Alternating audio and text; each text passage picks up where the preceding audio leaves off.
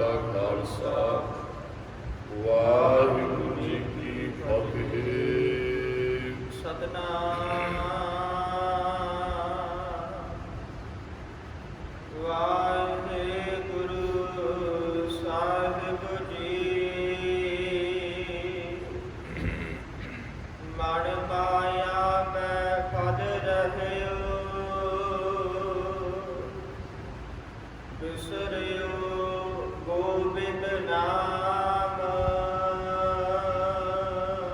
सतगुरु बख्शिश करते हैं भी साडा जिहड़ा मन है ना वो माया च फस रहे हो भी फसिया होया है भी माया नाल जुड़िया है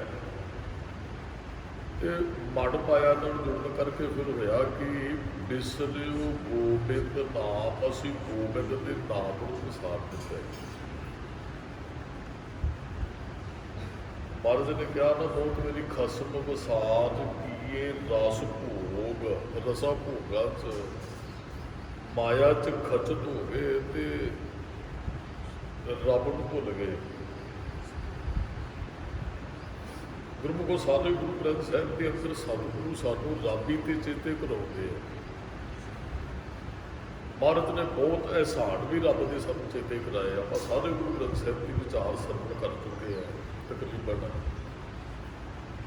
महाराज ने हरेक विषय ते गल की भी तू क्यों भुल गया है। इतों बस साडी वो खेड जिहड़ी शुरू हुई भी लिव छुड़की लगी तृष्णा माया अंदर वरताया तो हुण कितनी उम्र होगी साडी जिन्नी भी किसी की है। महाराज कहते हो कितना कुछ जमे आई माया पिछे भजदा जो माया कतर करते ही लगा है। अज फिर महाराज ने दो सलोकां च माया की गल की। कल भी रास बेनती कर रहे सी आपां सलोक विचार रहे सब तो वध महाराज ने माया की गल की। निकल ये निकल सकता है तो कढ़ना तेनों शब्द नहीं है, कढ़ना तेनों ज्ञान नहीं है। महाराज कहते सारे जीवन की गल है भी मन माया च जुड़ गया तो रब नूं भुल गए जीव। बिसरियो गोबिंद नाम, गो पैदा करने वाला गो धरती बिंद पैदा करने वाला जिन्हें जीवन को पैदा किया मनुख वो नहीं भुल गया। जिहड़ा बच्चा अपने माँ प्यो के उपकार भुल जे रब को भुल जे वो तबाह हो जाता है। जिन्हों माँ प्यो के उपकार चेते नहीं वो रब चेते नहीं करेगा। रब को भुलण का बड़ा कारण दास ने बहुत मेरी बेनती की। रब ने सीधा सानू कुछ नहीं दिता पर माँ प्यो राही तो असी संसार से आए हैं ना। जिहड़ा माँ प्यो के उपकार नहीं चेते करता है उन्होंने रब चेते नहीं आएगा। माँ किस पीड़ा चो लंघती है, माँ ने की कुछ किया बंदे के सामने है। तो जे माँ के उपकार चेते नहीं है, बाप के उपकार चेते नहीं, उन्हें किवें पालिया, फिर रब का सड़ बंदा किवें चेते रखेगा भी। जिस माँ प्यो ने सानू जन्म दिता है, महाराज कहते जो उहदे उपकार चेते नहीं है तो फिर रब को कोई चेते भी नहीं करेगा। अज इन्नी नास्तिकता फैल गई है, लोग माँ प्यो का सत्कार करना भी भुल गए तो रब नालों तो टुटे हुए ने। जो माँ प्यो का सत्कार नहीं करेगा वो रब नाल कित्थे जुड़िया होएगा जी। महाराज ने सानू बहुत विषयों पर यह गल कह के समझाया रब चेते कर, उन्हें तेनों पैदा किया, रब का भेजिया तू है। जियो पाए पिंड जिन साजिया दिता पहनण खान, जिन्हें तेनों सारा कुछ दिता है। बहुत मेरी दास ने बेनती मात गर्भ में आपन सिमरन देता है राखना दे एहसान ही तो चेते है रब दे। कई बार बच्चा माँ प्यो का सत्कार ना करे अगों बोले तो फिर रिश्तेदारों को सदते लोग, रिश्तेदार फिर आन के कहते हुए एहसान ने माँ प्यो ने तेरे है, इस तरह नहीं तेनों करना चाहिए। बस आही गुरु साडे नाल गल करता है, वो भी साडे रिश्तेदार की तरह समझाता है वो रब के एहसान ने तेरे तो बड़े कर चेते हो, उपकार ना भुल, नास्तिक ना बन। रब ने सब कुछ दिता, माँ प्यो ने दिते नूं अज कई बच्चे हैगे ने ना माँ प्यो मोह च बझे हुए अपना सारा कुछ बच्चों के नाम असीं हुण की करना है। तो फिर वो बेचारे कई बार रोना पैंदा, कहते आपदे ना ही रखते फिर ठीक सी। ਭੁੱਲ ਗਏ ਨਾ ਬੱਚੇ, ਫਿਰ ਭੁੱਲ ਜਾਂਦੇ ਆ। ਅਸੀਂ ਮੋਹਰੇ ਮਹਾਰਾਜ ਕਹਿੰਦੇ ਸਾਰੇ ਮਾਇਆ ਨਾਲ ਹੀ ਜੁੜੇ ਐ, ਰੱਬ ਤੇ ਭੁੱਲ ਗਿਆ ਹੈ। ਤੇ ਮਾਇਆ ਦੀ ਖਾਤਰ ਮਨੁੱਖ ਕੀ ਕਰਦਾ ਹੈ? ਇੱਕ ਗੁਰੂ ਸਾਹਿਬ ਜੀ ਦਾ ਬੜਾ ਪਿਆਰਾ ਸ਼ਬਦ ਹੈ, ਸਾਨੂੰ ਆਸਰਾ ਲੈਣਾ ਪਏਗਾ। ਗੁਰੂ ਅਰਜਨ ਸਾਹਿਬ ਮਹਾਰਾਜ ਕਹਿੰਦੇ ਸਿੰਚੈ ਦਰਬ, ਦਰਬ ਮਾਇਆ ਨੂੰ ਕਹਿੰਦੇ, ਸਿੰਚੈ ਦਾ ਅਰਥ ਹੈ ਕਦਰ ਕਰਨੀ। ਮਹਾਰਾਜ ਨੇ ਕਹਿੰਦਾ ਮਨ ਮਾਇਆ ਮੈਂ ਫਦ ਰਹਿਓ, ਬਿਸਰਿਓ ਗੋਬਿੰਦ ਨਾਮ। ਗੋਬਿੰਦ ਦਾ ਨਾਮ ਭੁੱਲ ਗਏ, ਮਾਇਆ ਇਕੱਠੀ ਕਰਨ ਲੱਗ ਪਏ। ਸਿੰਚੈ ਦਰਬ ਦੇਹ ਦੁਖ ਲੋਗ। ਇਹਦੇ ਨਾਲ ਦੇਹ ਦਾ ਅਰਥ ਪਤਾ ਕੀ ਹੈ? ਵੀ ਲੋਕਾਂ ਨੂੰ ਦੁੱਖ ਦੇ ਕੇ ਮਨੁੱਖ ਮਾਇਆ ਇਕੱਠੀ ਕਰਦਾ ਹੈ। ਐਸਾ ਕੁਝ ਕਈਆਂ ਦੀ ਬਿਰਤੀ ਹੁੰਦੀ ਨਾ ਇਹੋ ਜਿਹੀ, ਵੀ ਮੈਨੂੰ ਤੇ ਮਾਇਆ ਚਾਹੀਦੀ, ਮੈਨੂੰ ਵੈਸੇ ਤੇਰੇ ਨਾਲ ਕੋਈ ਮਤਲਬ ਨਹੀਂ ਹੈ। ਉਹ 10 ਮਾਂ ਪਿਓ ਦੇ ਵਿਸ਼ੇ ਤੇ ਬੇਨਤੀ ਕਰ, ਮੰਨ ਲਓ ਵੀ ਉਹ ਮਾਂ ਪਿਓ ਤੋਂ ਮਨੁੱਖ ਨੇ ਕਿਸੇ ਤਰ੍ਹਾਂ ਮਾਇਆ ਖੋਲੀ, ਮਾਇਆ ਤੇ ਉਹਨੂੰ ਮਿਲ ਗਈ, ਜਿਹੜਾ ਹਿਰਦਾ ਦੁਖਿਆ ਮਾਂ ਪਿਓ ਦਾ, ਉਹਦਾ ਦਾ ਹਿਸਾਬ ਉਹਦਾ ਕੌਣ ਲਏਗਾ? ਇਹ ਮੇਰੀ ਇਹੋ ਜਿਹੀ ਗੱਲ ਹੁੰਦੀ ਵੀ ਧੰਨ ਵਾਸਤੇ ਮਨੁੱਖ ਕਿਸੇ ਨੂੰ ਦੁਖੀ ਕਰ ਦਿੰਦਾ ਹੈ। ਜੇ ਇੱਥੇ ਦੇਹ ਦਾ ਅਰਥ ਅਸੀਂ ਇਹ ਵੀ ਕਰ ਸਕਦੇ ਹਾਂ ਵੀ ਦੇਹ ਨੂੰ ਵੀ ਦੁੱਖ ਦਿੰਦਾ ਹੈ ਕਈ ਵਾਰੀ ਮਨੁੱਖ ਧੰਨ ਇਕੱਠਾ ਕਰਨ ਵਾਸਤੇ। ਕਈ ਹੁਣ ਕਿੰਨੇ ਕਿੰਨੇ ਘੰਟੇ ਕੰਮ ਕਰਦੇ, ਨੀਂਦ ਪੂਰੀ ਨਹੀਂ ਹੁੰਦੀ, ਉਹ ਵੀ ਦੇਹ ਨੂੰ ਦੁੱਖ ਹੈ ਵੀ ਰੁਪਈਏ ਜਿਹੜੇ ਮੈਨੂੰ ਮਿਲ ਜਾਣ। ਦੇਹ ਦੀ ਕੋਈ ਗੱਲ ਨਹੀਂ ਹੈ। ਬਹੁਤਿਆਂ ਲੋਕਾਂ ਦੀ ਇਹ ਥਿਊਰੀ ਹੈ, ਬਿਰਤੀ ਹੈ, ਕਹਿੰਦੇ ਵੀ ਇਹ ਦੇਹ ਤੋਂ ਕੰਮ ਲੈ ਲਓ ਜਿੰਨਾ ਲੈ ਸਕਦੇ ਆ। ਕੰਮ ਲੈਣਾ ਚਾਹੀਦਾ ਸੀ, ਪਰ ਉਹ ਬੰਦਗੀ ਰੂਪੀ ਕੰਮ ਹੋਣਾ ਚਾਹੀਦਾ। ਇਹ ਕਹਿੰਦੇ ਨਾ ਹੁਣ ਕਰ ਲਓ ਇਕੱਠੀ ਜੀ, ਹੁਣ ਤੇ ਸਤਿਆ ਸਰੀਰ 'ਚ ਫਿਰ 4 ਰੁਪਈਏ ਇਕੱਠੇ ਕਰ ਲਓ, ਹੁਣ ਸਤਿਆ। ਮਹਾਰਾਜ ਤੇ ਇਹੀ ਗੱਲ ਕਹਿੰਦੇ, ਜਬ ਲਗ ਜਰਾ ਰੋਗ ਨਹੀਂ ਆਇਆ, ਜਬ ਲਗ ਕਾਲ ਗ੍ਰਸੀ ਨਹੀਂ ਕਾਇਆ। ਮਹਾਰਾਜ ਕਹਿੰਦੇ ਉਹਨਾਂ ਚਿਰ ਬੰਦਗੀ ਕਰਨੀ ਚਾਹੀਦੀ ਸੀ, ਕਹਿੰਦੇ ਉਹਨਾਂ ਚਿਰ ਪੈਸੇ ਇਕੱਠੇ ਕਰਨੇ ਆ। ਜੇ ਹੁਣ ਨਹੀਂ ਨਾ ਜਪਦਾ, ਮੰਜੇ ਤੇ ਬੈਠਿਆ ਨਹੀਂ ਤੂੰ ਜਪਣਾ, ਨਹੀਂ ਜਪ ਸਕੇਗਾ, ਧਿਆਨ ਹੀ ਨਹੀਂ ਜਾਣਾ ਉੱਧਰ। ਮਹਾਰਾਜ ਕਹਿੰਦੇ ਸਿੰਚੈ ਦਰਬ ਦੇ ਦੁੱਖ ਲੋਗ, ਲੋਕਾਂ ਨੂੰ ਦੁੱਖ ਦਿੰਦਾ ਹੈ, ਮਾਇਆ ਇਕੱਠੀ ਕਰਦਾ। ਮਾਇਆ ਵੇੜਿਆ ਬੰਦਾ ਕਿਸੇ ਦਾ ਰਿਸ਼ਤੇਦਾਰ ਨਹੀਂ ਗਿਆ, ਉਹ ਨਹੀਂ ਵੇਖਦਾ ਵੀ ਮੇਰੇ ਕਰਕੇ ਕਿੰਨੇ ਕੁ ਦੁਖੀ, ਮੇਰੇ ਮਾਂ ਪਿਓ ਕਿੰਨੇ ਕੁ ਦੁਖੀ ਹੋਇਆ, ਮੇਰਾ ਭਰਾ ਮੇਰੇ ਨਾਲ ਮੇਰੇ ਕਰਕੇ ਕਿੰਨਾ ਕੁ ਦੁਖੀ ਹੈ, ਜਾਂ ਹੋਰ ਵੀ ਉਹ ਇਹ ਗੱਲ ਨਹੀਂ ਸਮਝਦਾ। ਉਹਨੂੰ ਬਸ ਪੈਸੇ ਚਾਹੀਦੇ, ਮੇਰਾ ਫਾਇਦਾ ਹੈ, ਬਸ ਮੈਨੂੰ ਮਿਲ ਗਏ ਸੀ, ਉਹ ਮਿਲਣੇ ਚਾਹੀਦੇ ਹੈ। ਉਹ ਦੇਹ ਦੁੱਖ ਲੋਕ, ਲੋਕਾਂ ਨੂੰ ਦੁੱਖ ਦਿੰਦੇ। ਤੇਰੇ ਕਾਜ ਨਾ ਅਵਰਾ ਜੋਗ। ਇੱਕ ਗੱਲ ਯਾਦ ਰੱਖੀ, ਤੇਰੇ ਕਾਜ ਨਾ ਅਵਰਾ ਜੋਗ। ਜਿਹੜੀ ਮਾਇਆ ਤੂੰ ਲੋਕਾਂ ਨੂੰ ਦੁਖੀ ਕਰਕੇ ਇਕੱਠੀ ਕਰਦਾ ਹੈ ਨਾ, ਤੇਰੇ ਕਾਜ ਨਾ, ਇਹਨੇ ਤੇਰੇ ਕੰਮ ਨਹੀਂ ਆਉਣੀ। ਅਵਰਾ ਲੋਕ ਦਾ ਅਰਥ ਹੈ ਤੇਰੇ ਜਾਣ ਤੋਂ ਬਾਅਦ ਹੀ ਅਵਰਾ ਹੋਰ ਨੂੰ ਕਹਿੰਦੇ ਹੋਰਨਾਂ ਦੇ ਹੱਥਾਂ 'ਚ ਚਲੀ ਜਾਣੀ ਹੈ। ਮੰਨ ਲਓ ਅੱਜ ਮੈਂ ਕਿਸੇ ਨਾਲ ਧੋਖਾਧੜੀ ਕਰਕੇ, ਭਰਾਵਾਂ ਨਾਲ ਬੇਈਮਾਨੀ ਕਰਕੇ ਇਕੱਠੀ ਕਰਦਾ, ਕੱਲ੍ਹ ਨੂੰ ਮੇਰੀ ਮੌਤ ਹੋ ਜਾਂਦੀ ਹੈ, ਉਹਨਾਂ ਨੇ ਕਹਿਣਾ ਜਿਹਦੇ ਵਾਸਤੇ ਲੜਿਆ ਫਿਰਦਾ ਸਾ ਸਾਰਿਆਂ ਨਾਲ, ਉਹਨੂੰ ਕਿਹੜੀ ਨਾਲ ਲੈ ਗਿਆ। ਫਿਰ ਲੋਕ ਗੱਲ ਕਰਦੇ ਇਹੋ ਜਿਹੀ ਗੱਲ। ਮੰਨ ਲਓ ਅੱਜ ਮੈਂ ਭਰਾਵਾਂ ਨਾਲ ਲੜਦਾ, ਮੈਨੂੰ ਆਹ ਚਾਹੀਦਾ, ਕੱਲ੍ਹ ਨੂੰ ਮੇਰੀ ਮੌਤ ਹੋ ਗਈ, ਲੋਕਾਂ ਨੇ ਆਖਣਾ ਉਹ ਭਰਾਵਾਂ ਨੇ ਵੀ ਕਹਿਣਾ ਕਿ ਨਾ ਕੱਲ੍ਹ ਤੇ ਸਾਡੇ ਨਾਲ ਛਿੱਤਰੋ ਛਿੱਤਰੀ ਹੁੰਦਾ ਇਹ, ਹੁਣ ਕਿਹੜੀ ਨਾਲ ਲੈ ਗਿਆ ਜਿਹਦੇ ਵਾਸਤੇ ਲੜਦਾ ਸੀ।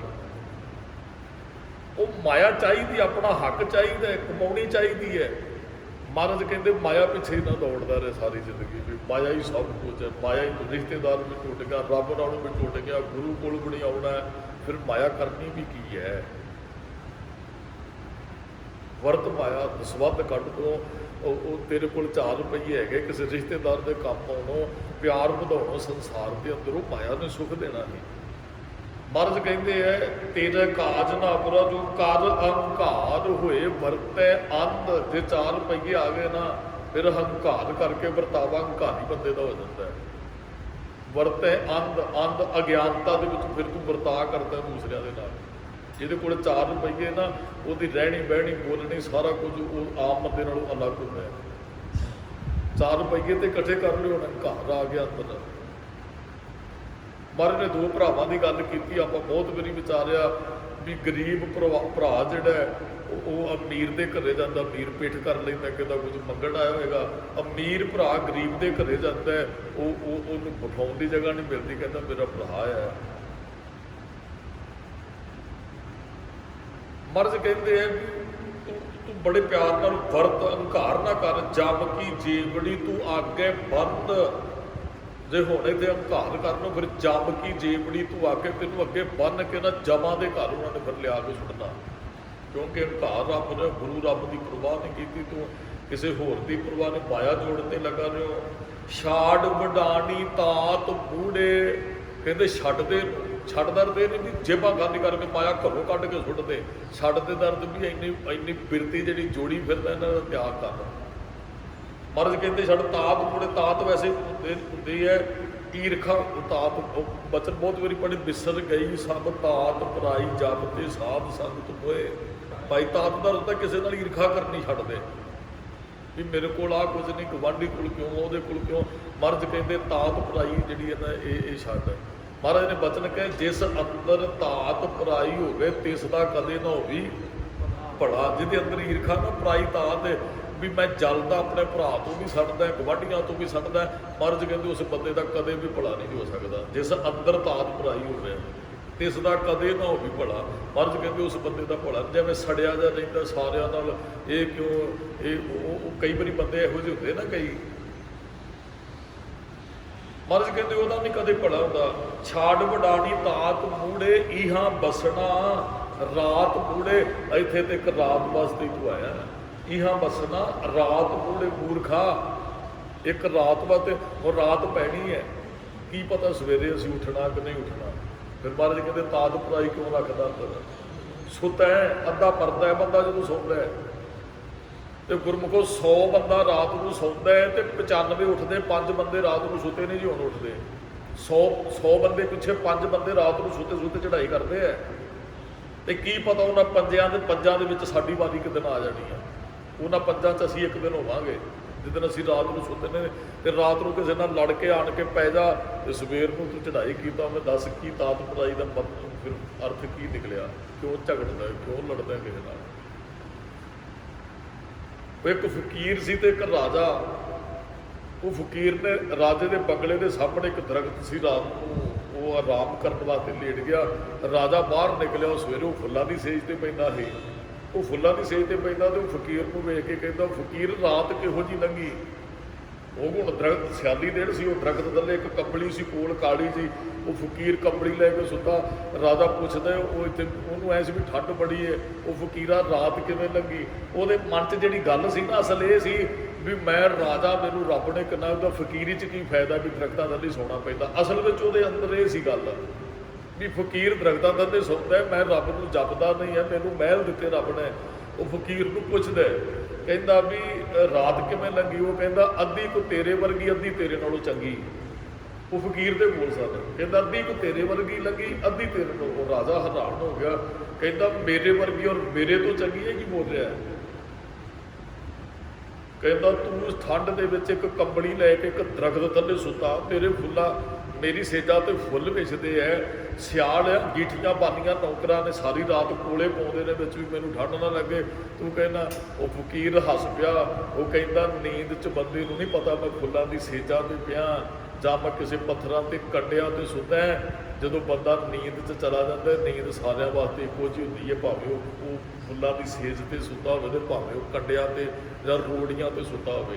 ਕਹਿੰਦਾ ਉਨੀ ਕਿਤੇ ਮੇਰੀ ਲੰਘੀ, ਤੇਰੇ ਵਰਗੀ ਜਿੰਨਾ ਚਿਰ ਨੀਂਦ 'ਚ ਰਿਓ। ਜਦੋਂ ਤੂੰ ਵੀ ਨੀਂਦ ਸਾਂ, ਹੁਣ ਸੁੱਤੇ ਪਏ ਬੰਦੇ ਨੂੰ ਕੀ ਪਤਾ ਮੈਂ ਕਿੱਥੇ ਸੁੱਤਾ। ਕਈ ਵਾਰੀ ਐਸੇ ਕਰਦੇ ਨਾ, ਕਿਸੇ ਨੂੰ ਦਵਾਈ ਦੇ ਕੇ ਬੇਹੋਸ਼ੀ ਵਾਲੀ ਉਹਨੂੰ ਚੁੱਕ ਕੇ ਜਿੱਥੇ ਮਰਜ਼ੀ ਲੈ ਜਾਓ, ਨੀਂਦ 'ਚ ਬੰਦੇ ਨੂੰ ਪਤਾ ਹੀ ਨਹੀਂ ਲੱਗਦਾ। ਉਹ ਕਹਿੰਦਾ ਜਿੰਨਾ ਕਿ ਚਿਰ ਸੁੱਤਾ ਤੂੰ ਵੀ ਸੁੱਤਾ ਉਹ ਤੇ ਤੇਰੇ ਵਰਗੀ ਸੀ ਵੀ ਮੈਂ ਭਾਵੇਂ ਪੱਥਰ ਤੇ ਸੁੱਤਾ, ਤੂੰ ਸੇਜਾ ਤੋਂ ਸੁੱਤਾ ਤੇ ਬੰਦਾ ਫਿਰ ਪਤਾ ਨਹੀਂ ਨਾ ਲੱਗਦਾ। ਕਹਿੰਦਾ ਕੁਝ ਤੇਰੇ ਨਾਲੋਂ ਚੰਗੀ, ਤੂੰ ਸੂਰਜ ਚੜ੍ਹਨ ਤੱਕ ਸੁੱਤਾ ਜਿਉਂ, ਮੈਂ ਅੰਮ੍ਰਿਤ ਵੇਲੇ ਉੱਠ ਕੇ ਰੱਬ ਦੀ ਇਬਾਦਤ ਕੀਤੀ। ਜਿਹੜੀ ਤੇਰੀ ਸੁੱਤਿਆ ਲੰਘ ਗਈ, ਮੇਰੀ ਰੱਬ ਦੀ ਇਬਾਦਤ 'ਚ ਲੰਘ ਗਈ, ਉਹ ਤੇਰੇ ਨਾਲੋਂ ਮੇਰੀ ਚੰਗੀ ਲੰਘੀ ਹੈ, ਉਹ ਤੇਰੇ ਨਾਲੋਂ ਮੇਰੀ ਚੰਗੀ ਹੈ। ਉਹ ਰਾਜਾ ਹੈਰਾਨ ਹੋਇਆ। ਉਹ ਕਹਿੰਦਾ ਇਹ ਨਾ ਸਮਝ, ਰੱਬ ਨੇ ਮਹਿਲ ਦਿੱਤੇ ਹੈ, ਮਹਿਲਾਂ 'ਚ ਰਹਿਣ ਦੀ ਜਿਹੜੀ ਸਜ਼ਾ ਰੱਬ ਨੇ ਦੇਣੀ, ਕਿਤੇ ਉਹਦੇ ਵੱਲ ਵੀ ਧਿਆਨ ਪਾ ਦੇ। ਉਹ ਦਾਸ ਨੇ ਅੱਗੇ ਵੀ ਕਈ ਵਾਰੀ ਬੇਨਤੀ ਕੀਤੀ। ਉਹ ਦਾਸੀ ਸੀ, ਉਹ ਰਾਜੇ ਦੀ ਸੇਜ ਤੇ ਪੈ ਗਈ ਕਿ ਵੇਖਾਂ ਕਿੰਨਾ ਕਿੰਨਾ, ਤੇ ਉਹਨੂੰ ਨੀਂਦ ਆ ਗਈ। ਰਾਜਾ ਆ ਗਿਆ, ਉਹਨੇ ਕੋਰੜੇ ਮਾਰੇ ਉਸ ਦਾਸੀ ਦੇ, ਪਹਿਲਾਂ ਰੋਈ ਫਿਰ ਹੱਸੀ। ਉਹ ਰਾਜਾ ਪੁੱਛਦਾ ਹੁਣ ਹੱਸੀ ਕਿਉਂ, ਪਹਿਲਾਂ ਰੋ ਰਹੇ। ਉਹ ਕਹਿੰਦੀ ਮੈਂ ਤੇ ਥੋੜ੍ਹਾ ਜਿਹਾ ਟਾਈਮ ਹੀ ਸੁੱਤੀ ਹੈ, ਮੈਨੂੰ ਕੋਰੜੇ ਵੱਜੇ, ਤੂੰ ਤੇ ਰੱਬ ਨੂੰ ਭੁੱਲ ਕੇ ਕਿੰਨੇ ਸਾਲਾਂ ਤੋਂ ਇਸ ਸੇਜ ਤੇ ਸੌਂਦਾ, ਰੱਬ ਤੈਨੂੰ ਕਿੰਨੀ ਕੁ ਸਜ਼ਾ ਦੇਵੇਗਾ। ਮੈਂ ਉਹ ਵੇਖ ਕੇ ਹੱਸੀ, ਮੈਨੂੰ ਤੇ ਕੋਰੜਿਆਂ ਨਾਲ ਹੀ ਸਰ ਗਿਆ, ਤੈਨੂੰ ਰੱਬ ਨੇ ਪਤਾ ਨਹੀਂ ਕਿੰਨੀ ਕੁ ਸਜ਼ਾ ਦੇਣੀ। ਜਿਹਨੇ ਮਹਿਲ ਦਿੱਤੇ ਉਹਨੂੰ ਕਦੇ ਚੇਤੇ ਤੂੰ ਕੀਤਾ ਹੀ ਨਹੀਂ ਹੈ, ਜਿਹਨੇ ਮਹਿਲ ਦਿੱਤੇ ਉਹਨੂੰ ਜਪਿਆ ਤੇ ਹੈ ਹੀ ਨਹੀਂ ਤੂੰ ਕਦੀ, ਫਿਰ ਸਜ਼ਾ ਤੇ ਤੈਨੂੰ ਨੂੰ ਮਿਲਣੀ ਹੈ ਰੱਬ ਦੇ ਘਰ। ਮਹਾਰਾਜ ਕਹਿੰਦੇ ਹੈ ਮਾਇਆ ਕੇ ਮਾਤੇ ਤੈ ਉੱਠ ਚੱਲਣਾ, ਇਹਾਂ ਬਸਣਾ ਰਾਤ ਕੂੜੇ ਮਾਤਾ। ਮਾਇਆ ਕੇ ਮਾਤੇ ਤੈ ਉੱਠ ਚੱਲਣਾ, ਇੱਕ ਰਾਤ ਵਾਸਤੇ ਆਇਆ ਮੂਰਖਾ। ਉਹ ਮਾਇਆ ਚ ਮਸਤ ਬੰਦੇ ਤੈ ਉੱਠ ਚੱਲਣਾ, ਤੂੰ ਇੱਕ ਦਿਨ ਤੁਰ ਜਾਣਾ ਹੀ ਸੰਸਾਰ ਤੋਂ। ਮੌਤ ਤੇ ਰੱਬ ਨੂੰ ਹਮੇਸ਼ਾ ਚੇਤੇ ਰੱਖਣਾ ਚਾਹੀਦਾ ਗੁਰੂ, ਹਮੇਸ਼ਾ ਹੀ। ਅਸੀਂ ਕੀਰਤਨ ਸਵੇਲਾ ਪੜ੍ਹਦੇ ਹਾਂ ਰਾਤ ਨੂੰ ਸੌਣ ਲੱਗਾ, ਇਹ ਮਹਾਰਾਜ ਨੇ ਬਾਣੀ ਦਿੱਤੀ ਹੈ। ਕੀਰਤਨ ਸਵੇਲਾ 3 ਥਾਵਾਂ ਦੀ ਪੜ੍ਹਿਆ ਜਾਂਦਾ ਹੈ, ਜਾਂ ਸੰਸਕਾਰ ਦੇ ਉੱਪਰ, ਜਾਂ ਸੌਣ ਲੱਗਿਆ, ਤੇ ਜਾਂ ਸੋਖ ਹਾਸਲ ਕਰਨ ਲੱਗਿਆ। ਸੋਖ ਹਾਸਲ ਦਾ ਅਰਥ ਵੀ ਸਮੇਟਣਾ ਹੀ ਹੁੰਦਾ ਹੈ, ਵੀ ਸਮਾਪਤੀ। ਕੀਰਤਨ ਸਵੇਲੇ ਦਾ ਅਰਥ ਰਾਤ ਨੂੰ ਸੌਣ ਲੱਗਿਆ, ਦਿਨ ਦੀ ਸਮਾਪਤੀ। ਕੀਰਤਨ ਸਵੇਲਾ ਪੜ੍ਹਦੇ ਹੈ, ਉਹ ਕਈ ਵਾਰੀ ਆਪਾਂ ਸ਼ਬਦ ਵਰਤਦੇ ਵੀ ਇਹਦਾ ਕੀਰਤਨ ਸਵੇਲਾ ਪੜ੍ਹਿਆ ਗਿਆ ਜੀ। ਪੜ੍ਹਦੇ ਦਾ ਅਰਥ ਹੁੰਦਾ ਵੀ ਇਹ ਚੜ੍ਹਾਈ ਕਰਗਾ। ਉਹ ਉਸ ਮੈਂ ਤੇ ਰਾਤ ਨੂੰ ਕੀਰਤਨ ਸਵੇਲਾ ਪੜ੍ਹ ਲਿਆ ਜੀ। ਉਹ ਹੁਣ ਆਪਣਾ ਹੁਣ ਤੇ ਰੱਬ ਜੀ, ਗੁਰੂ ਜੀ, ਤੁਹਾਡੀ ਮਰਜ਼ੀ ਹੈ, ਸਵੇਰੇ ਅੱਖਾਂ ਖੁੱਲ੍ਹਣ ਕਿ ਨਾ। ਮੈਂ ਕੀਰਤਨ ਸਵੇਲਾ ਪੜ੍ਹ ਲਿਆ ਸੀ, ਜੇ ਅਗਲਾ ਸਮਾਂ ਦੇਂਗਾ ਅਗਲਾ ਦਿਨ, ਤੇ ਫਿਰ ਜਪਜੀ ਸਾਹਿਬ ਤੋਂ ਹੀ ਰਬਤਾ ਕਰਾਂਗਾ। ਕੀਰਤਨ ਸਵੇਲੇ ਤੋਂ ਫਿਰ ਜਪਜੀ ਸਾਹਿਬ, ਜਪਜੀ ਸਾਹਿਬ ਤੋਂ ਫਿਰ ਕੀਰਤਨ ਸਵੇਲਾ ਯਾਦ ਹੋ। ਇੱਕ ਰਾਤ ਦੀ ਤੇ ਗੱਲ ਹੈ, ਮਹਾਰਾਜ ਨੇ ਕੀਰਤਨ ਸਵੇਲੇ ਦੀ ਬਾਣੀ ਸਾਨੂੰ ਇਸ ਕਰਕੇ ਦਿੱਤੀ ਸੀ, ਇੱਕ ਰਾਤ ਹੀ ਹੈ ਤੇਰੇ ਕੋਲ। ਮਹਾਰਾਜ ਕਹਿੰਦੇ ਇਹਾਂ ਬਸਣਾ ਰਾਤ ਕੋਲੇ। ਜੇ ਇੱਥੇ ਰਾਤ ਦੀ ਗੱਲ ਕੀਤੀ ਤਾਂ ਮਹਾਰਾਜ ਨੇ ਪ੍ਰਾਹੁਣੇ ਦੀ ਗੱਲ ਕੀਤੀ। ਜੈਸੇ ਰੈਣ, ਰੈਣ ਵੀ ਰਾਤ ਨੂੰ ਕਹਿੰਦੇ। ਪ੍ਰਾਹੁਣੇ ਉੱਠ ਚੱਲ ਸਹਿ ਪ੍ਰਭਾਤ, ਕਿਆ ਤੂੰ ਰੱਤਾ ਗ੍ਰਿਸ਼ਤ ਸਿਉ ਸਭ ਖੁੱਲਾ ਕੀ ਬਗਾਤ। ਬੰਦਿਆਂ ਤੇ ਫਿਰ ਰਾਤ ਨੂੰ ਪ੍ਰਾਹੁਣੇ ਆਉਂਦੇ ਹੈ, ਸਵੇਰੇ ਉੱਠ ਜਾਂਦੇ ਹੈ। ਇਸ ਤਰ੍ਹਾਂ ਤੂੰ ਪ੍ਰਾਹੁਣੇ ਦੀ ਤਰ੍ਹਾਂ ਇੱਕ ਰਾਤ ਹੀ ਹੈ ਤੇਰੇ ਕੋਲ। ਜੇ ਹੁਣ ਦਿਨ ਚੜਿਆ ਸਮਝ ਲਈ ਅੱਜ ਦਾ ਦਿਨ ਹੀ ਹੈ ਮੇਰੇ ਕੋਲ, ਰਾਤ ਪੈ ਗਈ, ਅੱਜ ਦੀ ਰਾਤ ਹੀ ਹੈ ਮੈਂ। ਸਵੇਰੇ ਫਿਰ ਸਮਾਂ ਮਿਲੇਗਾ, ਉਹਦਾ ਸ਼ੁਕਰਾਨਾ ਕਰਾਂਗੇ। ਮਹਾਰਾਜ ਕਹਿੰਦੇ ਮਾਇਆ ਕੇ ਮਾਤੇ ਤੈ ਉੱਠ ਚੱਲਣਾ। ਦੂਸਰੇ ਪੱਖ ਤੋਂ ਮਹਾਰਾਜ ਕਹਿੰਦੇ ਹੈ ਬੋਲ ਨਾ ਜਾਣੈ ਮਾਇਆ ਵੱਧ ਮਾਤਾ, ਮਰਨਾ ਚੀਤ ਨਾ ਆਵੇ। ਖਾਣਾ ਪੀਣਾ ਹੱਸਣਾ ਸੌਣਾ ਵਿਸਰ ਗਿਆ ਹੈ, ਮਰਨਾ ਖਸਮ ਵਿਸਾਰ ਖੁਆਰੀ ਕੀਨੀ, ਧ੍ਰਿਗ ਜੀਵਨ ਨਹੀਂ ਰਹਿਣਾ। ਮਹਾਰਾਜ ਕਹਿੰਦੇ ਮਾਇਆ ਕੇ ਮਾਤੇ ਤੈ ਉੱਠ ਚੱਲਣਾ, ਰਾਤ ਰਾਇਓ ਤੂੰ ਸੰਗ ਸੁਪਨਾ। ਕਹਿੰਦੇ ਸੁਪਨੇ 'ਚ ਹੀ ਤੂੰ ਰਚ ਗਿਆ, ਸੁਪਨੇ ਨੂੰ ਸੱਚ ਕਰਕੇ ਮਨ ਬੈਠਾ। ਸੁਪਨਾ ਸੱਚ ਨਹੀਂ ਹੈ, ਸੁਪਨਾ ਸੱਚ ਨਹੀਂ ਹੈ।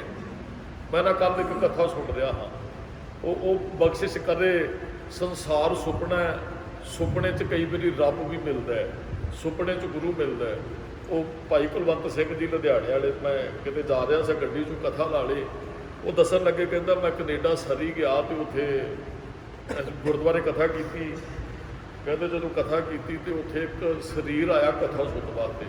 ਉਹਦੀ ਉਮਰ 35 ਕੁ ਸਾਲ ਦੀ, ਦਾੜਾ ਬਿਲਕੁਲ ਚਿੱਟਾ ਔਰ ਬੜਾ ਸੋਹਣਾ ਦਾੜਾ ਲਿਸ਼ਕਦਾ।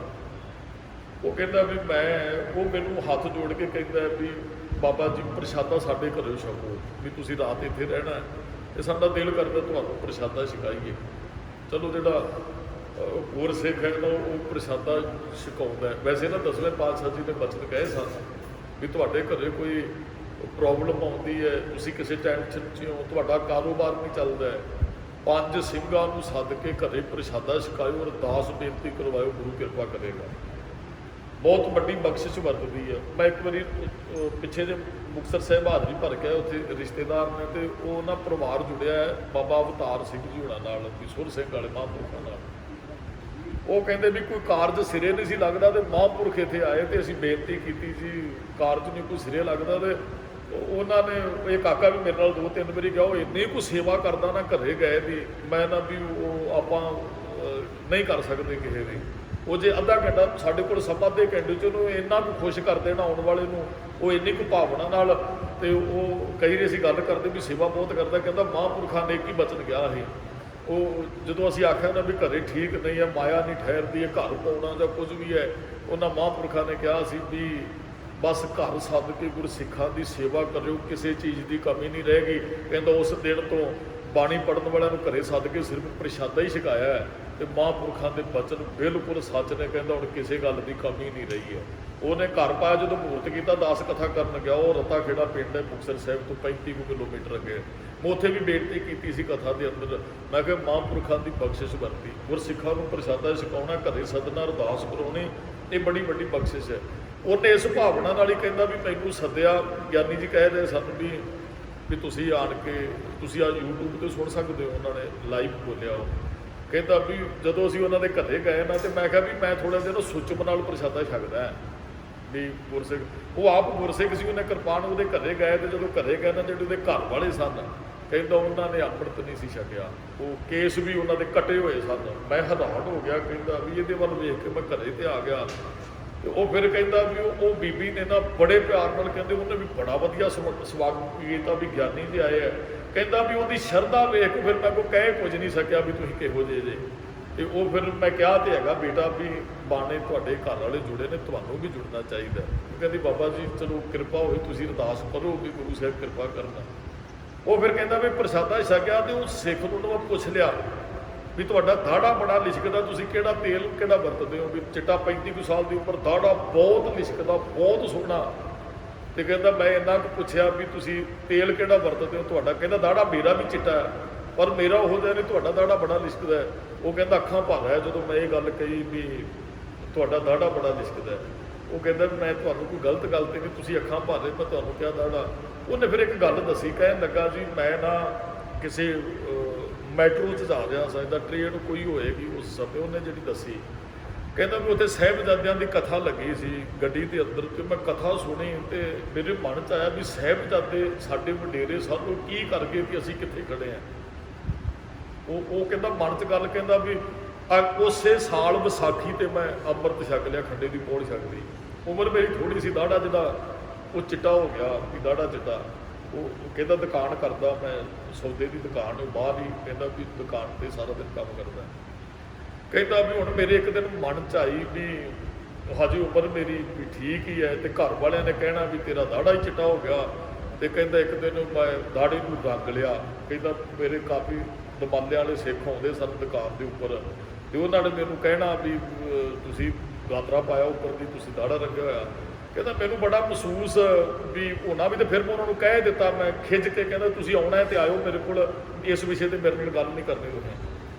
ਉਹ ਕਹਿੰਦਾ ਵੀ ਚਲੋ ਮੈਨੂੰ ਕਹਿੰਦੇ ਰਹੇ, ਉਹ ਰੁਕ ਵੀ ਗਏ, ਫਿਰ ਉਹਨਾਂ ਮੈਨੂੰ ਕਿਹਾ ਨਹੀਂ।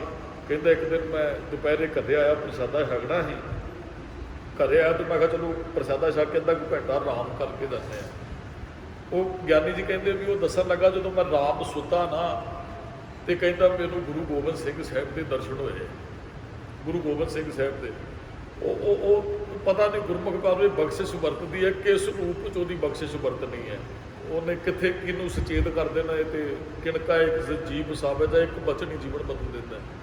ਕਹਿੰਦਾ ਦਰਸ਼ਨ ਹੋਏ ਤੇ ਗੁਰੂ ਗੋਬਿੰਦ ਸਿੰਘ ਸਾਹਿਬ ਨੇ ਕਿਹਾ ਹੋਏ ਤੇਰੇ ਅੰਦਰ ਭਾਵਨਾ ਵੀ ਬੜੀ ਹੈ, ਉਹ ਅੰਮ੍ਰਿਤ ਵੀ ਛਕਿਆ ਤੇ ਆ ਮੂੰਹ ਕਾਲਾ ਕਿਸ ਗੱਲ ਤੋਂ ਕਰਦਾ ਹੈ? ਕਹਿੰਦਾ ਇਹ ਸੁਪਨੇ 'ਚ ਗੁਰੂ ਗੋਬਿੰਦ ਸਿੰਘ ਸਾਹਿਬ ਨੇ ਵੀ ਇਹ ਕਿਉਂ ਕਰਦਾ ਹੈ? ਕਹਿੰਦਾ ਮੇਰੇ ਚਰਨਾਹਟ ਛਿੜੀ, ਮੈਂ ਵੇਖਿਆ ਵੀ ਗੁਰੂ ਸਾਹਿਬ ਜੀ ਆਏ ਹੈ। ਉਹ ਕਹਿੰਦਾ ਜੀ ਮੈਂ ਪਤਾ ਨਹੀਂ ਉਹ ਸੁਪਨਾ ਸੀ ਕੀ ਸੀ। ਗੁਰੂ ਸਾਹਿਬ ਜੀ ਕਹਿੰਦਾ ਹੱਥ ਜੁੜ ਕੇ ਕੰਬਿਆ, ਕਹਿੰਦਾ ਜੀ ਇਹ ਭੁੱਲ ਲੱਗੇ ਤੋਂ ਨਹੀਂ ਹੋਏਗੀ। ਤੇ ਉਹ ਫਿਰ ਉਹ ਕਹਿਣ ਲੱਗਾ, ਕਹਿੰਦਾ ਜੀ ਇਹਦੇ ਤੇ ਮੈਂ ਕੋਈ ਤੇਲ ਨਹੀਂ ਵਰਤਦਾ, ਅਸਲ ਵਿੱਚ ਇਹਦੇ ਤੇ ਗੁਰੂ ਗੋਬਿੰਦ ਸਿੰਘ ਸਾਹਿਬ ਦੀ ਦ੍ਰਿਸ਼ਟੀ ਪਈ ਹੈ ਤਾਂ ਮੇਰਾ ਦਾੜਾ ਇੰਨਾ ਚਮਕਦਾ ਹੈ। ਇਹ ਗੁਰੂ ਗੋਬਿੰਦ ਸਿੰਘ ਸਾਹਿਬ ਦੀਆਂ ਨਜ਼ਰਾਂ 'ਚ ਪ੍ਰਵਾਨ ਹੋ ਗਿਆ ਤਾਂ ਮੇਰਾ ਦਾੜਾ। ਇੱਕ ਹੈਗਾ ਸੁਪਨਾ ਵੀ ਮਨੁੱਖ ਨੂੰ ਜੋੜ ਦਿੰਦਾ। ਮਹਾਰਾਜ ਕਹਿੰਦੇ ਇੱਕ ਸੁਪਨਾ ਸੰਸਾਰ ਹੈ, ਝੂਠ ਹੈ, ਜਗ ਰਚਨਾ ਸਭ ਝੂਠ ਹੈ। ਅੱਗੇ ਜਾ ਕੇ ਆਪਾਂ ਇਹਨਾਂ ਸ਼ਲੋਕਾਂ ਦੀ ਵਿਚਾਰ ਕਰਨੀ ਹੈ। ਮਹਾਰਾਜ ਨੇ ਜਿਹੜੇ ਬਚਨ ਕਹੇ ਵੀ ਤੂੰ ਭਲਿਆ, ਅੱਗੇ ਜਿਹੜੇ ਸ਼ਬਦ ਦੀ ਆਪਾਂ ਵਿਚਾਰ ਕਰ ਰਹੇ ਮਹਾਰਾਜ ਇਹਦੇ 'ਚ ਕਹਿੰਦੇ ਸਾਰਾ ਜੀਵਨ ਤੂੰ ਐਵੇਂ ਕੱਢ ਲੈਂਦਾ। ਮਹਾਰਾਜ ਨੇ ਕਹਿੰਦਾ ਕਾਲੀ ਜਿੰਨੀ ਨਾ ਰਾਵਿਆ ਧੌਲੀ ਰਾਵੇ ਕੋਏ, ਜਾਂ ਕਾਲੀ ਧੌਲੀ ਸਾਹਿਬ ਸਦਾ ਹੈ ਜੇ ਕੋ ਚਿੱਤ ਧਰੇ। ਕਹਿੰਦੇ ਇੱਥੇ ਇਹ ਨਹੀਂ ਫਰਕ ਪੈਂਦਾ ਵੀ ਕੋਈ ਕਾਲੇ ਦਾੜੇ ਤੇ ਜਪਦਾ, ਕੋਈ ਚਿੱਟੇ ਦਾੜੇ ਤੇ ਜਪਦਾ। ਮਹਾਰਾਜ ਕਹਿੰਦੇ ਬਖਸ਼ਿਸ਼ ਉਹਦੀ ਵਰਤਦੀ ਹੈ, ਉਹ ਕਾਲੇ ਦਾੜੇ ਵਾਲੇ ਤੇ ਵੀ ਬਖਸ਼ ਸਕਦੀ, ਉਹ ਗੁਰੂ ਅਮਰਦਾਸ ਮਹਾਰਾਜ ਵਾਂਗੂ ਚਿੱਟੇ ਦਾੜੇ ਵਾਲੇ ਤੇ ਵੀ ਬਖਸ਼ ਸਕਦੀ ਹੈ। ਮਹਾਰਾਜ ਕਹਿੰਦੇ ਸੰਸਾਰ ਸੁਪਨੇ ਦੀ ਤਰ੍ਹਾਂ ਹੈ, ਸੰਸਾਰ ਸੱਚ ਨਹੀਂ ਹੈ, ਸੁਪਨੇ ਨਾਲ ਤੂੰ ਚਿੱਤ ਲਾਈ ਬੈਠਾ ਹੈ, ਸੁਪਨਾ ਝੂਠ ਹੈ। ਹਾਂ ਤੁਸੀਂ ਕਰਦੇ ਕੀ ਹੋ? ਕਈਆਂ ਸਾਡੇ ਕੋਲ ਇਤਿਹਾਸ ਹੈ, ਜਾਂ ਤੁਸੀਂ ਆਪ ਪ੍ਰੈਕਟੀਕਲ ਕਰਕੇ ਵੇਖ ਲਓ, ਤੁਹਾਨੂੰ ਬਹੁਤ ਕੋਲ ਆਤਮਿਕ ਗਿਆਨ ਮਿਲੇਗਾ। ਤੁਹਾਡੀ ਆਤਮਾ ਤੁਹਾਨੂੰ ਸੰਕੇਤ ਦੇਗੀ, ਭਾਵੇਂ ਸੁੱਤਿਆਂ ਪਿਆ, ਜਾਗਦਿਆਂ ਜਾਂ ਕੁਝ ਵੀ ਹੈ, ਜਾਂ ਕਿਸੇ ਦੇ ਰਾਹੀਂ ਜੇ ਤੁਸੀਂ ਆਪਣਾ ਮੰਥਨ ਕਰਨਾ ਸ਼ੁਰੂ ਕਰ ਦਿੰਦੇ ਹੋ ਨਾ, ਆਪਣੇ ਆਪ ਨੂੰ ਸੁਧਾਰਨਾ ਸ਼ੁਰੂ ਕਰ ਦਿੰਦੇ ਹੋ, ਸੁਧਰਨਾ ਸ਼ੁਰੂ ਵੀ ਹੋ ਜਾਂਦੇ ਹੋ ਵੀ ਮੈਂ ਹੁਣ ਠੀਕ ਰਸਤੇ 'ਤੇ ਚੱਲਣਾ ਹੈ, ਤੁਹਾਨੂੰ ਸੰਕੇਤ ਇੱਕ ਕਦਮ ਤੇ ਮਿਲਣਗੇ। ਉਹ ਸੁਪਨਾ ਵੀ ਹੋ ਸਕਦਾ ਹੈ, ਉਹ ਜਾਗਰਣ ਵੀ ਹੋ ਸਕਦਾ ਹੈ, ਉਹ ਕਿਸੇ ਦਾ ਮਿਲਾਪ ਵੀ ਹੋ ਸਕਦਾ ਹੈ, ਉਹ ਕਿਤੇ ਸਾਡੀ ਫੇਰੀ ਵੀ ਹੋ ਸਕਦੀ ਹੈ, ਉਹ ਕਿਤੇ ਗੁਰੂ ਘਰ ਦੇ ਦਰਸ਼ਨ ਵੀ ਹੋ ਸਕਦੇ ਹੈ, ਉਹ ਕਿਤੇ ਨਾਸਤਿਕ ਬੰਦਿਆਂ ਦਾ ਸੰਗ ਵੀ ਹੋ ਸਕਦਾ ਹੈ, ਜਿੱਥੋਂ ਸਾਨੂੰ ਬਦਲਣ ਵਾਸਤੇ ਪ੍ਰੇਰਨਾ ਮਿਲਦੀ ਹੈ, ਜਿੱਥੇ ਸਾਨੂੰ ਬਦਲਣ ਵਾਸਤੇ ਪ੍ਰੇਰਨਾ ਮਿਲਦੀ ਹੈ।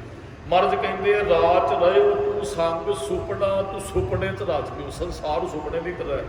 ਅਗਲੇ ਮਹਾਰਾਜ ਬਚਨ ਕਹਿੰਦੇ, ਬਾਲਕ ਅਵਸਥਾ ਬਾਲਕ ਅੰਧ, ਕਹਿੰਦੇ ਜਿਹੜੀ ਤੇਰੀ ਬਾਲਕ ਅਵਸਥਾ ਨਾ ਤੂੰ ਉਹ ਅੰਧ ਅਗਿਆਨਪੁਣੇ 'ਚ ਚਲੀ ਗਈ ਹੈ। ਜਿਹੜੀ ਬਾਲਕ ਅਵਸਥਾ ਹੈ ਸਾਡੀ ਸਾਰਿਆਂ ਦੀ ਗਈ ਹੈ। 12 ਬਰਸ ਬਾਲਪਨ ਬੀਤੇ 20 ਬਰਸ ਕਛ ਤਾਪਨਾ ਕੀਓ, 30 ਬਰਸ ਕਛ ਦੇਵ ਨਾ ਪੂਜਾ ਆਪ ਪਛਤਾਨਾ। ਮਹਾਰਾਜ ਕਹਿੰਦੇ, ਬਾਲਕ ਅਵਸਥਾ ਬਾਲਕ ਅੰਧ ਭਰ ਜੋਬਨ ਲਾਗਾ ਦੁਰਗੰਧ, ਜਵਾਨੀ ਭਰ ਜਵਾਨੀ 'ਚ ਤੂੰ ਦੁਰਗੰਧ ਨਾਲ ਜੁੜ ਗਿਓ, ਮਾਇਆ ਨਾਲ ਜੁੜ ਗਿਓ। ਤ੍ਰਿਤੀਆ ਵਿਵਸਥਾ ਸਿੰਚੈ ਮਾਏ, ਜਿਹੜੀ ਤ੍ਰਿਤੀਆ ਅਵਸਥਾ ਤੋਂ ਮਾਇਆ ਇਕੱਠੀ ਕਰਨ ਤੇ ਲੰਘਦੀ ਸਾਡੀ। ਬਚਪਨ ਵੀ ਗਿਆ, ਜਵਾਨੀ ਵੀ ਗਈ, ਜਿਹੜੀ ਤ੍ਰਿਤੀਆ ਅਵਸਥਾ ਉਹ 30 ਤੋਂ 40 ਹੈ। ਚਲੋ 50 ਤੱਕ ਵੀ ਅਸੀਂ 20 ਸਾਲਾਂ ਦੀ ਵੀ ਗਿਣ ਸਕਦੇ ਹਾਂ। 30 ਤੋਂ 50 ਸਾਲ ਇੱਥੇ ਮਨੁੱਖ ਧਨ ਇਕੱਠਾ ਕਰਦਾ ਹੈ। ਐਸਾ ਕੁਝ ਹੁੰਦਾ ਨਾ ਭਾਈ, ਹੁਣ ਮੈਂ 35-40 ਸਾਲਾਂ ਦਾ, ਹੁਣ 4 ਰੁਪਏ ਇਕੱਠੇ ਕਰ ਲਈਏ, 50 ਕੁ ਸਾਲ ਤੱਕ ਬੰਦਾ ਫਿਰ ਇਹ ਵੀ ਕੱਢ ਦਿੰਦਾ। ਮਹਾਰਾਜ ਕਹਿੰਦੇ ਇੱਥੇ ਤੂੰ ਧਨ ਇਕੱਠਾ ਕਰਦਾ ਹੈ। ਤ੍ਰਿਤੀਆ ਵਿਵਸਥਾ ਸਿੰਚੇ ਮਾਏ, ਬਿਰਧ ਭਇਆ ਛੋੜ ਚੱਲਿਓ ਪਛਤਾਏ, ਜਦੋਂ ਬਿਰਧ ਹੋ ਗਏ ਸਭ ਕੁਝ ਛੱਡ ਕੇ ਚੱਲ ਪਿਓ, ਫਿਰ ਪਛਤਾਵਾ ਪੱਲੇ ਰਹਿ ਗਿਆ ਵੀ ਗਿਆ ਤੇ ਨਾਲ ਕੁਝ ਜੋ ਇਕੱਠਾ ਕਰਦਾ ਰਿਹਾ ਤੇ ਨਾਲ ਹੀ ਨਹੀਂ ਗਿਆ। ਐਸਾ ਕੁਝ ਹੁੰਦਾ, ਫਿਰ ਪੱਲੇ ਪਛਤਾਵਾ ਹੀ ਰਹਿੰਦਾ। ਬਚਪਨ ਵੀ ਲੰਘ ਗਿਆ, ਜਵਾਨੀ ਵੀ ਲੰਘ ਗਈ, ਤੀਜੀ ਅਵਸਥਾ ਵੀ ਲੰਘ ਗਈ, ਧਨ ਜੋੜਨ ਤੇ ਮਹਾਰਾਜ ਕਹਿੰਦੇ ਫਿਰ ਬਿਰਧ ਹੋ ਗਿਆ, ਫਿਰ ਪਛਤਾਵਾ ਹੀ ਪੱਲੇ ਰਿਹਾ। ਹੁਣ ਤੇ ਜਪਣਾ ਵੀ ਚਾਹੁੰਦੇ ਜਪ ਨਹੀਂ ਸਕਦਾ, ਹੁਣ ਤੇ ਗੁਰਦੁਆਰੇ ਵੀ ਆਉਣਾ ਚਾਹੁੰਦਾ ਨਹੀਂ ਜਾ ਸਕਦਾ, ਹੁਣ ਤੇ ਸੇਵਾ ਵੀ ਕਰਨੀ ਚਾਹੁੰਦਾ ਲੱਤਾਂ ਨੂੰ ਖੜਿਆ ਨਹੀਂ ਜਾਂਦਾ, ਬਾਣੀ ਪੜ੍ਹਨੀ ਚਾਹੁੰਦਾ ਸਿਰ ਨਹੀਂ ਟਿਕਦਾ, ਘੁੰਮਦਾ ਚੱਕਰ ਆਉਂਦੇ ਹੈ, ਜਾਂ ਅੱਖਾਂ ਦੀ ਨਿਗਾਹ ਘਟ ਜਾਂਦੀ ਹੈ, ਸਿਰ ਕੰਪਿਓ ਪੱਗ ਡਾਗ ਮਗੇ ਨੈਣ ਜੋਤ ਤੇ ਹੇਠ, ਫਿਰ ਤੇ ਅਵਸਥਾ ਬਣ ਗਈ। ਹੁਣ ਤੇ ਪਛਤਾਵਾ ਹੀ ਹੈ ਪੱਲੇ। ਫਿਰ ਬੰਦਾ ਕਹਿੰਦਾ ਵੀ ਜਪਿਆ ਨਹੀਂ, ਜਪ ਲਈ ਤੇ ਚੰਗਾ ਜਪਜੀ ਸਾਹਿਬ ਕੰਠ ਕਰ, ਹੁਣ ਟਾਈਮ ਹੈ, ਜੇ ਕੰਠ ਹੁੰਦਾ ਤਾਂ ਹੁਣ ਜਪਜੀ ਸਾਹਿਬ ਦਾ ਪਾਠ ਹੀ ਹੋ ਜਾਣਾ ਕਰਨਾ ਹੈ। ਉਹ ਫਿਰ ਪਛਤਾਵਾ ਹੈ, ਫਿਰ ਨਹੀਂ ਕੁਝ ਕਰ ਸਕਾਂਗੇ। ਮਹਾਰਾਜ ਕਹਿੰਦੇ, ਚਿਰੰਕਾਲ ਪਾਈ ਦੁਰਲੱਭ ਦੇ, ਬੜੇ ਚਿਰ ਬਾਅਦ ਦੁਰਲੱਭ ਦੇ ਪ੍ਰਾਪਤ ਕੀਤੀ ਹੈ। ਨਾਮ ਵਿਹੂਣੀ ਹੋਈ ਖੇ, ਮਹਾਰਾਜ ਕਹਿੰਦੇ ਨਾਮ ਤੋਂ ਵਿਹੂਣੀ ਫਿਰ ਖੇ ਹੋ ਜਾਂਦੀ। ਖੇ ਤੇ ਸਾਰਿਆਂ ਨੂੰ ਹੋਣਾ ਹੈ, ਕੁਝ ਕਬਰਾਂ 'ਚ ਪੈ ਜਾਣਗੇ, ਕੁਝ ਸਿਵਿਆਂ 'ਚ ਚਲੇ ਜਾਣੇ ਆ, ਕੁਝ ਪਾਣੀ 'ਚ ਰੋੜ ਦੇਣਗੇ। ਹਿੰਦੁਸਤਾਨ 'ਚ 3 ਤਰੀਕਿਆਂ ਨਾਲ ਸਰੀਰ ਸਾਂਭਿਆ ਜਾਂਦਾ ਹੈ, ਜਾਂ ਪਾਣੀ 'ਚ ਰੋੜਿਆ ਜਾਂਦਾ, ਜਾਂ ਧਰਤੀ 'ਚ ਦੱਬਿਆ ਜਾਂਦਾ, ਜਾਂ ਸੰਸਕਾਰ ਕੀਤਾ ਜਾਂਦਾ। ਮਹਾਰਾਜ ਕਹਿੰਦੇ ਨਾਮ ਵਿਹੂਣੀ ਹੋਈ ਹੈਗੇ, ਤੇ ਮਹਾਰਾਜ ਨੂੰ ਕਹਿਣਾ ਕਿਹਾ ਪਸ਼ੂ ਪ੍ਰੇਤ ਮੁਗਧ ਤੇ ਬੁਰੀ। ਅਗਲੇ ਬਚਨ ਵੀ ਕਹੇ, ਕਹਿੰਦੇ ਜਿਹੜੇ ਨਹੀਂ ਜਪਦੇ, ਮਹਾਰਾਜ ਨੇ ਕਿਹਾ ਨਾ ਮਨ ਮਾਇਆ ਮੈਂ ਫੱਦ ਲਿਓ ਵਿਸਰਿਓ ਗੋਬਿੰਦ ਨਾਮ, ਤੇ ਇੱਥੇ ਮਹਾਰਾਜ ਨੇ ਕਿਹਾ ਪਸ਼ੂ ਪ੍ਰੇਤ ਮੁਗਧ ਤੇ ਬੁਰੀ। ਜਿਹੜੀ ਦੇਹ ਜਪਦੀ ਨਹੀਂ ਉਹ ਪਸ਼ੂ ਪ੍ਰੇਤਾਂ ਤੇ ਮੂਰਖਾਂ ਨਾਲੋਂ ਵੀ, ਅਗਿਆਨੀਆਂ ਨਾਲੋਂ ਉਹ ਕਹਿੰਦੇ ਭੈੜੀ ਹੈ। ਪਸ਼ੂ ਪ੍ਰੇਤ ਨਾਲੋਂ ਅਸੀਂ ਭੈੜੇ ਹਾਂ ਜੇ ਜਪਦੇ ਨਹੀਂ। ਮਹਾਰਾਜ ਨੇ ਸਿੱਧਾ ਲਿਖ ਕੇ ਦਿੱਤਾ ਹੈ, ਜਿਹੜੇ ਕਦੇ ਜਪਦੇ ਨਹੀਂ, ਬਾਣੀ ਨਹੀਂ ਪੜ੍ਹਦੇ, ਗੁਰਦੁਆਰੇ ਨਹੀਂ ਆਉਂਦੇ ਹੈ, ਧਰਮ ਕਮਾਉਣ ਦਾ ਯਤਨ ਨਹੀਂ ਕਰਦੇ, ਕੀਰਤਨ ਨਹੀਂ ਸੁਣਦੇ, ਕਥਾ ਨਹੀਂ ਸੁਣਦੇ, ਧਾਰਮਿਕ ਕਰਮ ਨਹੀਂ, ਦਾਨ ਪੁੰਨ ਨਹੀਂ ਕਰਦੇ। ਮਹਾਰਾਜ ਕਹਿੰਦੇ ਪ੍ਰੇਤ ਪਸ਼ੂ ਤੇ ਫਿਰ ਬੰਦੇ 'ਚ ਕੋਈ ਅੰਤਰ ਨਹੀਂ ਹੈ। ਜਿਹਦੇ ਅੰਦਰ ਦਇਆ ਨਹੀਂ, ਧਰਮ ਨਹੀਂ ਹੈ, ਉਹਦੇ ਪਸ਼ੂ ਪ੍ਰੇਤ ਨਾਲੋਂ ਵੀ ਮਾੜਾ ਕਿਹਾ ਮਹਾਰਾਜ ਨੇ। ਇਹ ਨਹੀਂ ਹੈਗਾ ਵੀ ਤੂੰ ਉਹਨਾਂ ਦੇ ਬਰਾਬਰ ਹੈ। ਮਹਾਰਾਜ ਕਹਿੰਦੇ ਉਹਦੇ ਤੇ ਵੀ ਬੁਰਾ ਹੈ। ਤਿਸੈ ਨਾ ਬੂਝੈ ਜਿਨ ਇਹ ਸਿਰੀ, ਕਹਿੰਦੇ ਉਹਨੂੰ ਹੀ ਨਹੀਂ ਜਪਿਆ ਜਿਹਨੇ ਇਹਨੂੰ ਸਿਰਜਿਆ ਸੀ। ਸਿਰੀ ਦੇਹ ਜਿਹਨੇ ਸਿਰਜੀ, ਕਹਿੰਦੇ ਉਹਨੂੰ ਹੀ ਨਹੀਂ ਜਪਿਆ। ਦਾਸ ਨੇ ਸ਼ੁਰੂ ਬੇਨਤੀ ਇੱਥੋਂ ਹੀ ਕੀਤੀ ਹੈ, ਮਾਂ ਪਿਓ ਦਾ ਸਤਿਕਾਰ ਜਿਨ੍ਹਾਂ ਰਾਹੀਂ ਆਏ ਉਹਨਾਂ ਦਾ ਸਤਿਕਾਰ ਕਰਨਾ ਛੱਡ ਦਿੱਤਾ। ਜਿਹਨੇ ਭੇਜਿਆ ਮਾਂ ਪਿਓ ਦੇ ਰਾਹੀਂ ਉਹਦੇ ਨਾਲ ਵੀ ਨਹੀਂ ਜੁੜ ਸਕੇ, ਉਹ ਰੱਬ ਨਾਲ ਵੀ ਨਹੀਂ ਜੁੜ ਸਕੇ। ਮਹਾਰਾਜ ਕਹਿੰਦੇ ਫਿਰ ਜਿਹਨੇ ਦੇਹ ਦਿੱਤੀ ਉਹਨੂੰ ਨਹੀਂ ਜਪਿਆ। ਫਿਰ ਕਿਸੇ ਜਿਹੜਾ ਮਾਂ ਪਿਓ ਦਾ ਨਹੀਂ ਬਣਦਾ, ਲੋਕ ਉਹਦੇ ਤੇ ਵਿਸ਼ਵਾਸ ਨਹੀਂ ਕਰਦੇ, ਕਹਿੰਦੇ ਜਿਹੜਾ ਮਾਂ ਪਿਓ ਦਾ ਨਹੀਂ ਬਣਿਆ ਸਾਡਾ ਭਲਾ ਕੀ ਕਰੇਗਾ। ਐਸਾ ਹੀ ਹੈ ਨਾ, ਜਿਹੜਾ ਰੱਬ ਦਾ ਨਹੀਂ ਬਣਿਆ ਉਹ ਸੰਸਾਰ ਦਾ ਭਲਾ ਕੀ ਕਰ ਸਕਦਾ। ਅਗਲੇ ਬਚਨ ਨੇ ਮਹਾਰਾਜ ਕਹਿੰਦੇ ਸੁਣ ਕਰਤਾਰ ਗੋਬਿੰਦ ਗੋਪਾਲ ਦੀਨ ਦਿਆਲ ਸਦਾ ਕਿਰਪਾਲ ਨੂੰ ਸੁਣਿਆ ਕਰ। ਉਹ ਗੋਬਿੰਦ ਦਿਆਲੂ ਤੇ ਕਿਰਪਾਲੂ ਪ੍ਰਮਾਤਮਾ, ਉਹ ਸਦਾ ਹੀ ਦਿਆਲਤਾ ਧਾਰਨ ਕਰਦਾ ਹੈ, ਉਹ ਸਦਾ ਹੀ ਬਖਸ਼ਿਸ਼ ਵਰਤਾਉਂਦਾ ਹੈ। ਤੂੰ ਮੈਂ ਛਡਾਵੋ ਛੂਟੈ ਬੰਦ। ਹੁਣ ਬੇਨਤੀ ਕੀਤੀ ਗੁਰੂ ਅਰਜਨ ਸਾਹਿਬ ਨੇ, ਕਹਿੰਦੇ ਜੀ ਤੂੰ ਮੈਂ ਛਡਾਵੋ ਛੂਟੈ ਬੰਦ, ਜੇ ਤੁਸੀਂ ਛਡਾ ਦਿਓ ਤੇ ਬੰਧਨਾਂ ਤੋਂ ਛੁੱਟ ਸਕਦੇ ਆ। ਚਲੋ ਇਹ ਵੀ ਜੇ ਅਜੇ ਨਹੀਂ ਨਾ ਛੁੱਟ ਸਕਦੇ ਬੰਧਨਾਂ ਤੋਂ, ਮਾਇਆ ਅਰਦਾਸ ਤੇ ਘੱਟ ਤੋਂ ਘੱਟ ਕਰੀਏ ਨਾ, ਗੁਰੂ ਸਾਹਿਬ ਜੀ ਹੁਣ ਜੋੜ ਹੀ ਲਓ ਆਪਣੇ ਨਾਲ, ਕਿਰਪਾ ਕਰ ਦਿਓ। ਇਹ ਤੇ ਅਖੀਰ ਤੇ ਇਹੀ ਬੇਨਤੀ ਕੀਤੀ, ਮਹਾਰਾਜ ਅਸੀਂ ਨਹੀਂ ਜੇ ਬਚ ਸਕਦੇ, ਤੁਸੀਂ ਬਚਾਓ ਸਾਨੂੰ। ਬੇਨਤੀ ਇਹ ਹੈ, ਅਸੀਂ ਬੰਧਨਾਂ ਤੋਂ ਆਜ਼ਾਦ ਨਹੀਂ ਹੋ ਸਕਦੇ। ਹੁਣ ਤੇ ਸਤਿਗੁਰ ਸਿੱਖ ਕੇ ਬੰਧਨ ਕੱਟੇ, ਕਿਤੇ ਗੁਰੂ ਕਿਰਪਾ ਕਰੇ ਸਾਡੇ ਬੰਧਨ ਕੱਟ ਦੇ। ਬਖਸ਼ ਮਿਲਾਵੋ ਨਾਨਕ ਜਗ ਅੰਧ, ਇਹ ਜਗ ਤੇ ਅਗਿਆਨਤਾ ਦੇ ਅਧੀਨ ਹੈ। ਮਹਾਰਾਜ ਤੁਸੀਂ ਛਡਾ ਲਓ ਇਸ ਸੰਸਾਰ ਨੂੰ, ਤੁਸੀਂ ਬਚਾ ਲਓ ਇਹ ਤਪਦੇ ਸੜਦੇ ਸੰਸਾਰ ਤੋਂ, ਤੁਸੀਂ ਰੱਖਿਆ ਕਰੋ। ਮਹਾਰਾਜ ਕਹਿੰਦੇ ਮਨ ਮਾਇਆ ਮੈਂ ਫਾਦ ਰਹਿਓ, ਬਿਸਰਿਓ ਗੋਬਿੰਦ ਨਾਮ। ਮਨ ਜਿਹੜਾ ਮਾਇਆ 'ਚ ਖਚਤ ਹੋ ਗਿਆ, ਇਹ ਗੋਬਿੰਦ ਦਾ ਰੱਬ ਦਾ ਨਾਮ ਭੁੱਲ ਗਿਆ ਜੀ। ਕਹੋ ਨਾਨਕ ਬਿਨ ਹਰਿ ਭਜਨ, ਮਹਾਰਾਜ ਕਹਿੰਦੇ ਉਸ ਭਜਨ ਤੋਂ ਬਗੈਰ, ਰੱਬ ਦੀ ਬੰਦਗੀ ਤੋਂ ਬਗੈਰ ਜੀਵਨ ਕਉਨੇ ਕਾਮ। ਮਹਾਰਾਜ ਕਹਿੰਦੇ ਜੀਵਨ ਕਿਸੇ ਕੰਮ ਦਾ ਨਹੀਂ ਹੈ। ਦਾਸ ਨੇ ਬਹੁਤ ਮੇਰੀ ਬੇਨਤੀ ਕੀਤੀ, ਦੁੱਧ ਬਿਨ ਧੇੜ, ਪੰਖ ਬਿਨ ਪੰਖੀ, ਜਲ ਬਿਨ ਉਤ ਕੁਝ ਕਾਮ ਨੇ। ਮਹਾਰਾਜ ਕਹਿੰਦੇ ਨਾਮ ਤੋਂ ਬਗੈਰ ਬੰਦਿਆ ਤੂੰ ਕਿਸੇ ਵੀ ਕੰਮ ਦਾ ਨਹੀਂ ਹੈ। ਸਿੱਧੇ ਅਰਥ ਇਹ ਹੀ ਹੈ। ਕਹੋ ਨਾਨਕ ਬਿਨ ਹਰਿ ਭਜਨ, ਹਰ ਦਾ ਭਜਨ ਨਹੀਂ ਕਰਦਾ। ਜੀਵਨ ਕੌਣ ਹੈ? ਜੀਵਨ ਫਿਰ ਕਿਸੇ ਕੰਮ ਦਾ ਹੈ। ਬੱਚਾ ਸਕੂਲ ਜਾਂਦਾ ਹੈ, ਪੜ੍ਹਦਾ ਨਹੀਂ ਹੈ, ਗਿਆ ਕਿਸੇ ਕੰਮ ਦਾ ਨਹੀਂ, ਉਹ ਤੇ ਟਾਈਮ ਖਰਾਬ ਕਰਨਾ ਹੀ ਹੈ। ਜੇ ਅਸੀਂ ਆ ਕੇ ਜਪਦੇ ਨਹੀਂ, ਰੱਬ ਵੀ ਕਹਿੰਦੇ ਵੀ ਐਵੇਂ ਹੀ ਇਹਨੂੰ ਭੇਜ ਦਿੱਤਾ, ਤੇ ਸਮਾਂ ਹੀ ਬਰਬਾਦ ਕਰਕੇ ਆਇਆ। ਜੀਵਨ ਦੀ ਕੋਈ ਕੀਮਤ ਨਹੀਂ ਪੈਂਦੀ ਨਾਮ ਤੋਂ ਬਗੈਰ।